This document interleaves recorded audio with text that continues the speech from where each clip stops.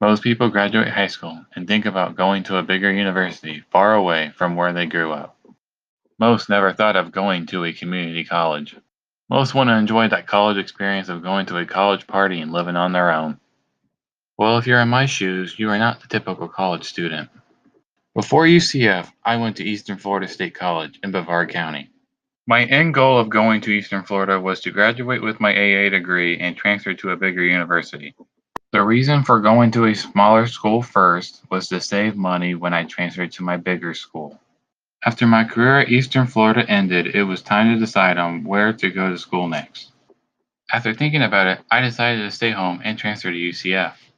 Each day, as a commuter student to UCF, my alarm goes off at 7 o'clock. I get ready, and by 7:30, I am on the road. My route to UCF takes me on a journey on State Road 50 as I pass by Christmas and Bithlow.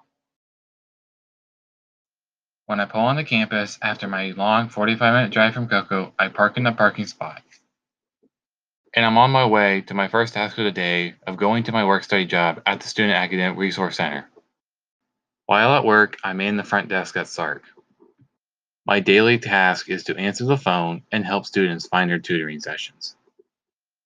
After my shift at SARC, I'm on my way to my classes. Depending on which day it is, I might have to go to one class or go to two classes. After finishing up with my classes, I must take that 45-minute trek back home. My typical day as a commuter student can last about 12 hours.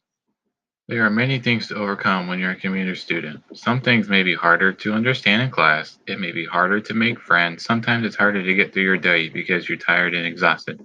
And maybe you just don't understand why. Being a commuter student at UCF is hard, but for me, if I keep my head up high, I know in the near future I will be awarded.